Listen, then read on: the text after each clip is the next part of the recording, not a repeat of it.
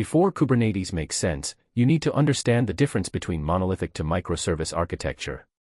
Let's start with monolithic architecture. In a monolith, your entire application is one big unit. All features, login, payment, search, notifications, everything is bundled together in a single codebase, a single deployment.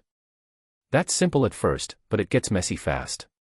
Imagine one tiny bug in the search module causing your entire app to crash.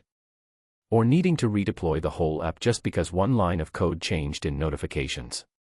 Now, enter microservices. Instead of building one giant app, you split your application into small, independent services.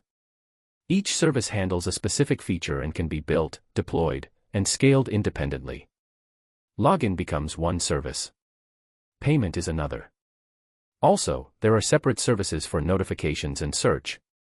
And each of these can be written in different languages, use different databases, they're all independent, but they talk to each other over APIs.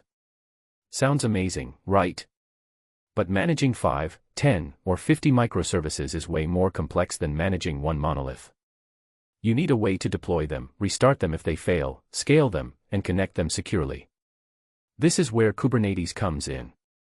Kubernetes is built for microservices. It lets you deploy, manage, scale, and monitor multiple containers, each running a microservice, across a cluster of machines. So, to recap, monoliths are simple but grow painful. Microservices bring flexibility and speed but require orchestration. Kubernetes is the orchestration system that makes microservices manageable.